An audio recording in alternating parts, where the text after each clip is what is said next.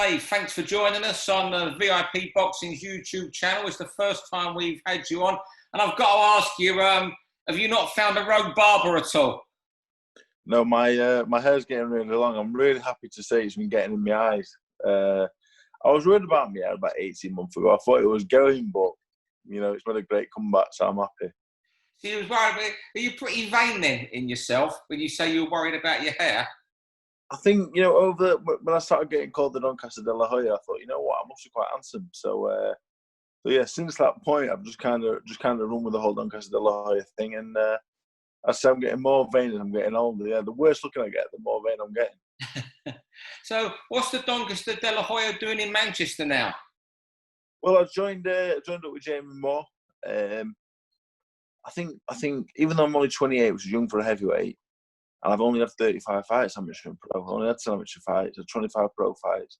Like, it's not really a lot, but the last 4 years, some of the fights I've had, some of the injuries I've had, I guess I'm near the end of the road, So one last roll of the dice with Jamie, I think. And what really tipped it for me going to work with Jamie, I was in New York for the Joshua Ruiz fight, the first one. I got in the venue around 2 rounds into Algeria Coil. And I remember after 5 or 6 rounds, I was sat and people behind me said, they were screaming for Tommy, and I looked at me and I said, look, I'd pull him out now. Like, he ain't going to win this fight. And I just feel like 99% of the coach would have let Tommy carry on longer than Jamie did. Jamie pulled him out, and I kind of thought that's the kind of one I need,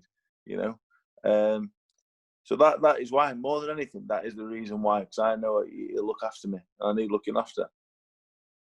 When you say you need looking after, do you think you need looking after with the right matches? Because you have been thrown in.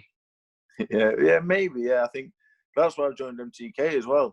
I think sometimes I've been a little, you know what? It's not even bravery. It's probably stupidity more than anything. I've just, I remember when I boxed Dylan White, I had 19 fights, I think, amateur and professional. And then I boxed Dylan White, and I went, yeah, whatever. And then I didn't train for 5 months. And then I got the phone call for Luis Ortiz, and I went, yeah, I'll box him as well. That was my 19th and 20th ever boxing match in my whole life was Dylan White and Luis Ortiz back to back, which, if I had proper management, probably wouldn't have happened, but I was kind of managing myself at the time. Yeah. Do you think, Eddie, I mean, you've earned good money off Eddie, you've got your house, and I think you've got a bit of a property portfolio in Doncaster. Do you think he was thinking of you when he put you in? No, the Dylan White and Luis Ortiz fight, I was just doing the job, I was just the I might as well have been Argentinian. Do you know what I mean? I was just basically, I was doing the job. I was filling the void. I got paid literally to box Dylan White and Luis Ortiz. People think I'm a millionaire off the back of them 2 fights. I didn't even make enough. If I told you what I made for them 2 fights, what I came away with after paying manager, trainer, whatever else, I came away with probably about less than £20,000. Wow. Ortiz and White, but it was a gamble at the time because no one knew who I was before I watched Dylan White. So I went from being a nobody, earning nothing, to becoming a household name in the boxing game, just from getting my head smashed in, but being game about it. So I didn't make any money out of them 2 fights really for what it was, but it put me on the path to being for people liking me and people wanting to watch me. So it was great in that sense. I mean, when you say with the 20 grand, did you blow the 20 grand or did that go towards your houses? When I boxed Dylan White, I lost the whole purse on the day of the fight, gambling. The day? Yeah, on the day of the fight, yeah. The day of the fight. So when I was in the changing room before I boxed Dylan White, I thought, I'm doing this for free. But I didn't really mind because I just, in my head, I was going to beat him easy. So I wasn't really bothered. I thought, I'll beat Dylan White, it'll be all right. So, and then after the Dylan White fight, you know what? I had a bet on Carl Frampton to beat Lewis Santa Cruz. And it was the same night. It was like 4 a.m. after I boxed Dylan White. So about 5 hours after I got out of the ring with Dylan White, all my hopes were riding on Carl Frampton beating Santa Cruz. Otherwise, I was really upset in skin. But anyway, he won. That's why Frampton's my favourite fighter. I never told anyone that story, but it's a true story. Anyway, so I boxed Luis Ortiz after the Dylan White fight and all that. A couple of weeks later, my head completely fell off, and I remember being sat in my bed in my pants with my missus at the time, and I had a couple of days, and even the police had been out to go and try and find me because my missus and my girlfriend thought my sister thought I was going to kill myself. I'd just gone away, and I was going to be honest, I was planning on jumping off the Cunners Viaduct. So I'd gone for a walk up there. I was in a really bad way at the time. My head just completely fell off. I don't even need a reason half the time.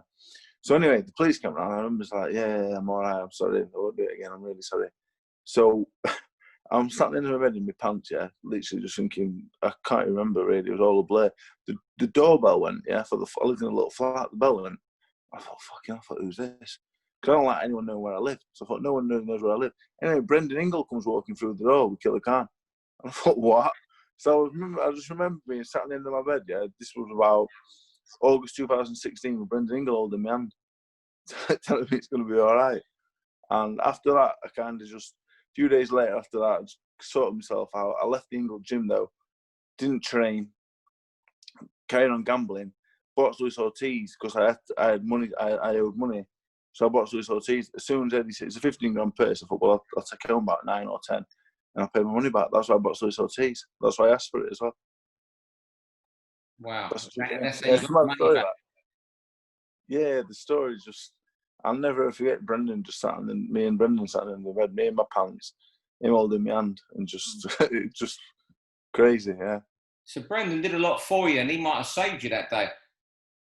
Yeah, you know, I knew my dad lived with Brendan when he was about 17. My dad got kicked out of the house, and he boxed amateur Brendan and later boxed professional for him. My dad lived with him for a while, and my dad boxed pro with him for maybe 4 or 5 years. My dad boxed on the Bramwell Lane show that they did 1984. So when I started boxing, my dad found out I was going to the amateur gym, filling men in at 16, and I thought I was the best thing in the world. And I said to my dad, I'll start boxing like you did. Came and watched me. You got to go to Brendan. So I went to Brendan's for 2 years, and I used to go to Brendan's all the time. I used to lit a pick. I used to build walls. I used to do all sorts of mad stuff. Whatever Brendan said I did, and but out of all the things I remember, I just remember sitting in my bed, yeah, and I was in a really bad way, to be honest. And after he left, I don't know, it was a weird experience. When I think about it now, I think, did it actually happen? But it did happen. It was mad. Yeah, it's surreal.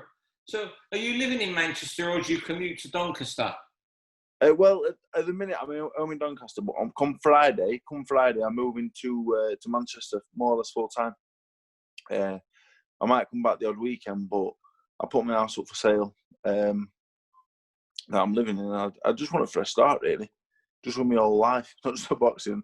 I want to go to Manchester and just start again. So you're going to sell your house? That's a big move, given that the Doncaster thing's a big part. It's been your life. I know you talk of your grandma a lot, and I know I don't think you've got too many family you're close with from just listening to you, but there's people there you love. So it's a big step at 29. I know it's only 50 miles away, but for someone like you, it's a big step. Even if if it went wrong at say it could go wrong for you in boxing, you know that, and suddenly you haven't got your house anymore.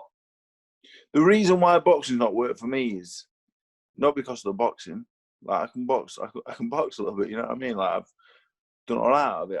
I can fight, but the reason is because I do stupid things, Steve. You know what I mean?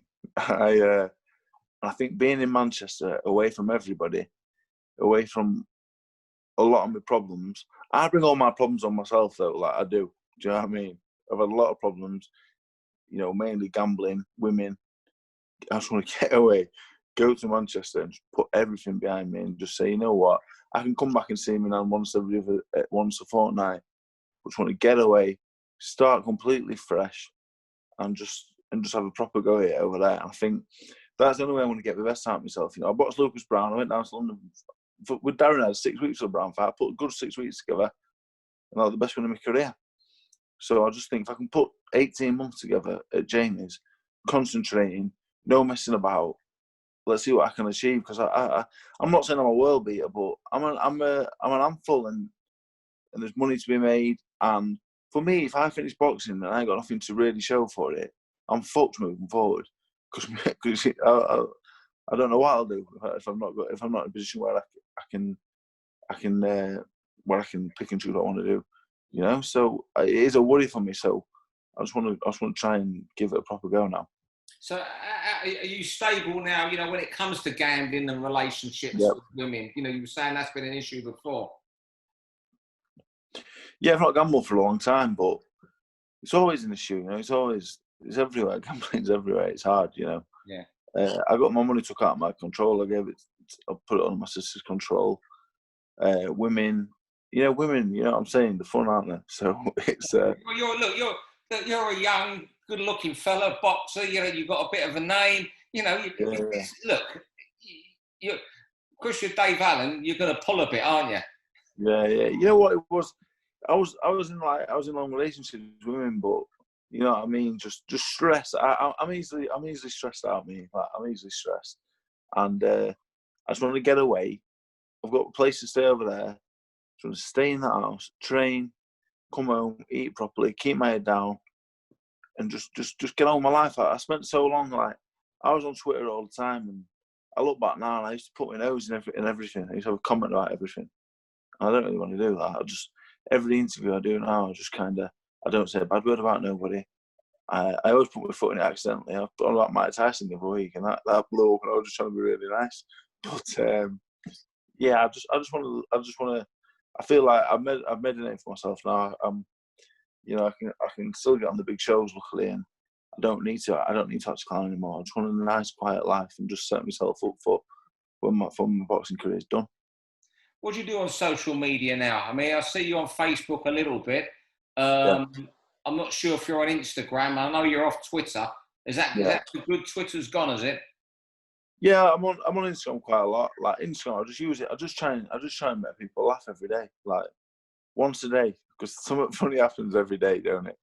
And I just like to share it. You know, it's just nice, and I do a few Q&As, and I avoid anything that's like, I don't do politics. I did a bit of politics on the last election. That didn't go down very well. So I avoid politics. I avoid religion. I avoid all that stuff. We're going to ask me a question about boxing, or you're going to ask me a question about general life. I'm your man. And I just like to bring a bit of joy to everyone. If I make someone laugh and make someone smile or whatever, makes my day. I get loads of messages saying, Dave, you've changed my life. And I think that's a bit much, but it's nice, isn't it?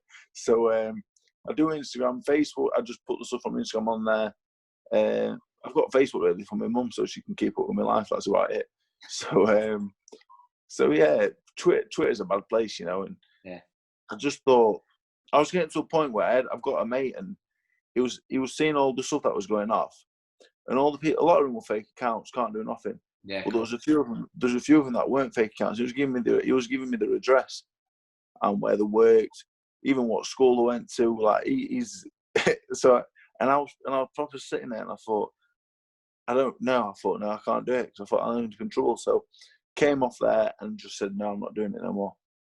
Sensible. And what with you moving to Manchester? What's happening to young Danny Murrell? I know you brought the lad through, and I've seen your posts. When you were on Twitter, when he was losing bad decisions, I could see it was obviously painful for you seeing that happen to a young kid.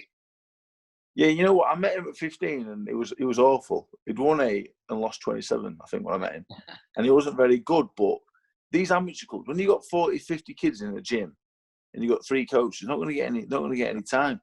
And he's hard as nails. I used to say he was hard as nails, so I used to belt him at 13 and strike him with body shots to get back up and guff him. I thought he got a bit about him.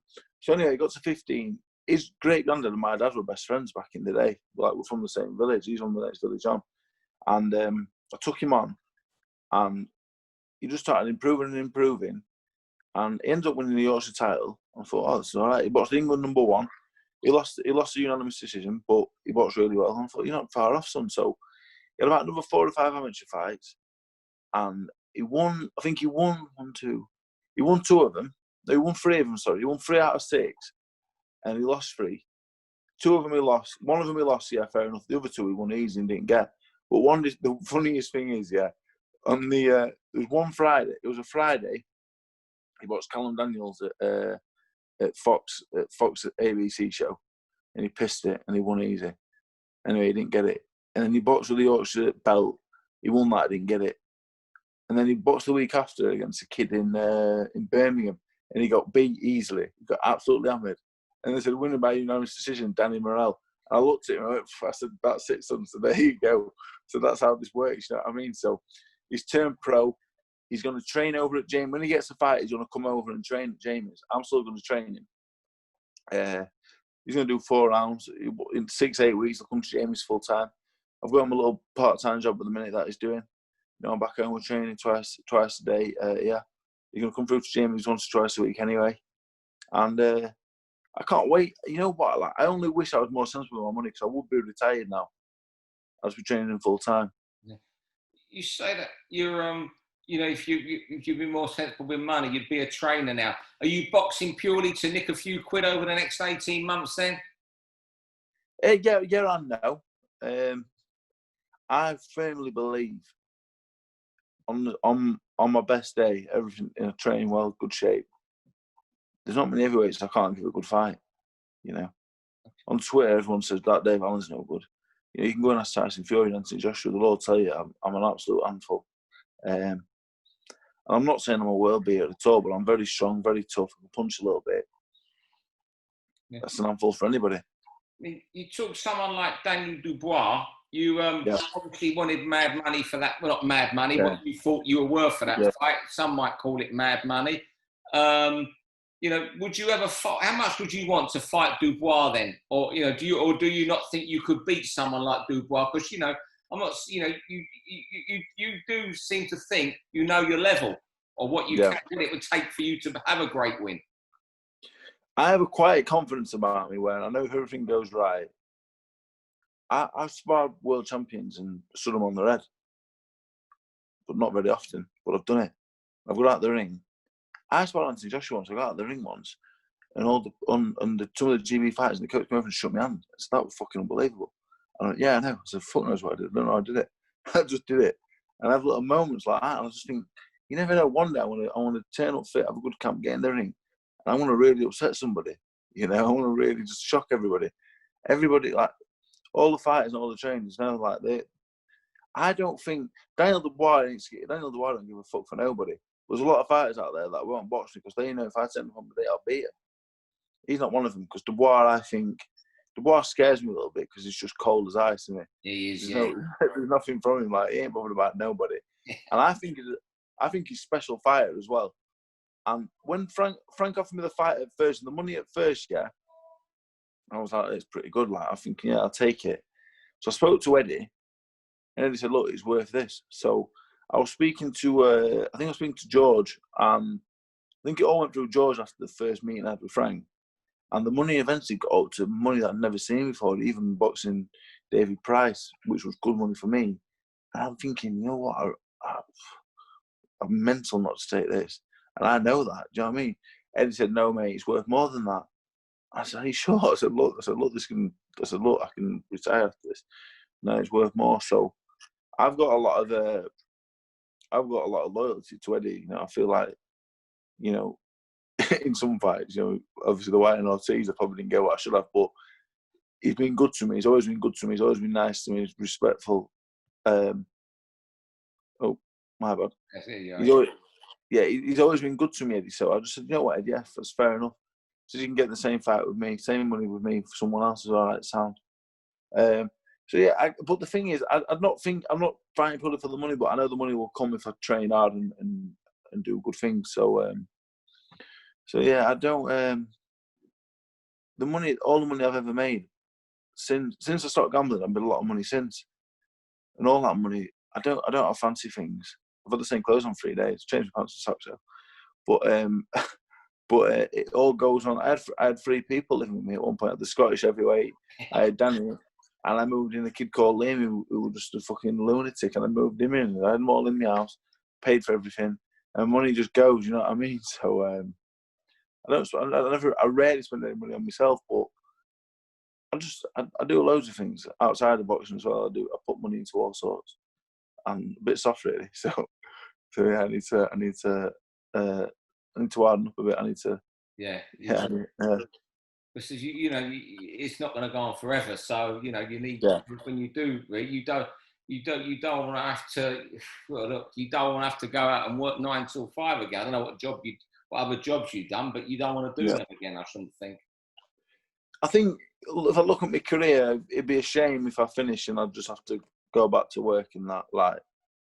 But I've been working on building sites the last couple of weeks as well. I do some mad things, really. I turn up on sites and I turn up at this place the other week and said, "What are you doing here?" I said, "I'm not really sure, to be honest." And then I fell asleep on the conveyor belt things, and they're like, "What are you doing?" I said, "God knows." And I didn't go back the week after. So I just do mad things, really. But the key for me is it's not money, it's not anything. It's just being happy. Money don't make you happy, but not having it makes you fucking really sad. So Yeah. yeah. Look, it's not everything, but it makes life a lot easier.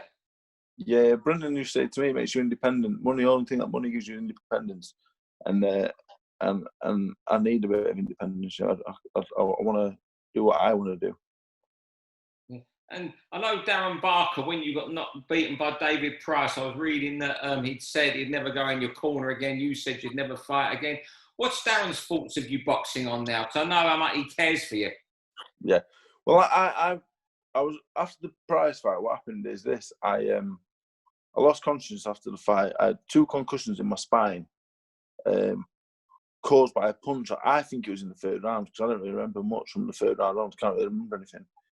So he hit me on the top of the head, and the doctor said it caused 2 concussions to go down your spine. So, so during the fight, my body's shutting down. I remember thinking, like, why do I feel like this? Like, I weren't like breathing heavy. I was fit. My body was just shutting down. Like, my arms and legs weren't doing nothing. David Price was punching me, and I couldn't get out of the way. I'm not saying anything. David Price was a really good fighter and whatever else, but I remember just thinking, I was really confused, thinking, fucking hell, I feel like shit. So anyway, I lost consciousness. I'm in the ambulance, and I came round after about 40 minutes, but my arms and legs was paralysed for 2 hours.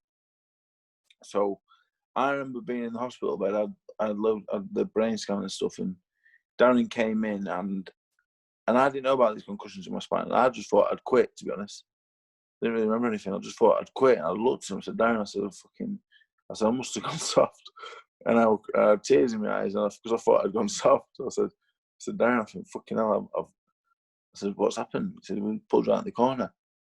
And I thought, fucking hell. I said, "I'm never going to box again. How can I box again now? I've quit." And he said, "No, don't be daft." I said, "That's what's happened." And he went, "I don't want to box again." I went, "Well, I'm not going to box again."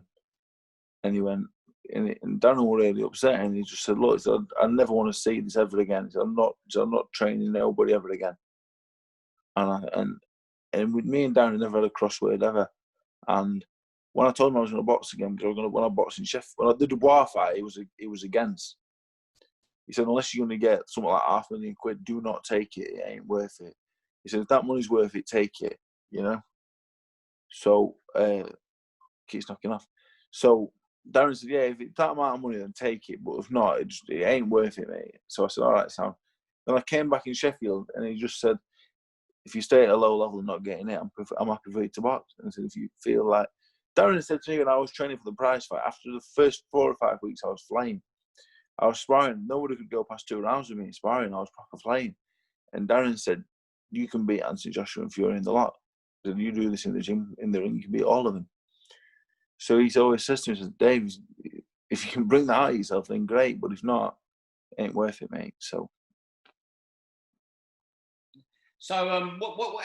When's MTK and Eddie going to put you out next? Or are you going to box on an MTK show behind closed doors or an Eddie show? I've seen talk of the Hughie Fury fight, and yeah. the money isn't there for that behind closed doors. But surely the logical thing would be not so much money and just get a win under Jamie, just to get used to what it's like in a corner with him. Yeah, I had word the other week. I spoke to Eddie about 2 months ago, and he said, "We're looking at late July, you could box." I rang him about Danny Morrell, actually. I said, "Can you get Danny on?" He said, "No, there's 5 fights, you don't get Danny on." I said, "All right, Sam."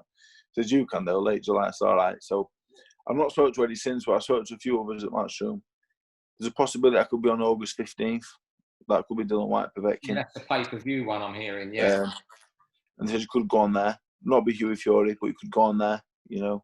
Someone not as hard as a fight as Hughie Fury, but less money." I said, "Well," to let me know. And I don't know, really. Just have to see. Only English opponents. I don't really know. You know, I just if Jamie thinks I can beat someone, Jamie says, well, you boxing, you beat him, we'll box him. You know, so people always say to me, well, why don't you box him? Are you scared of boxing him? I think, fucking hell, I box better than him as an amateur. Do you know what I mean? I box all the best fighters in the world. They even train, boxing for no money at all. I don't fear nobody, but as I get older, I beat Lucas Brown in 2.5 rounds. But I've also got a draw with Bulgarian who's won one, lost one, drawn one. I'm very aware that I can get beat. I think on my day I can beat nearly everyone. And on my day I can get beat by everyone as well. So it has to be the right fight, really. Tell us about that gymming, because you've been training yourself, and you haven't. Training yourself, or even when you was with Mike Marsden. Mike has a pretty small gym when he was training. Yeah. Darren was 1-to-1.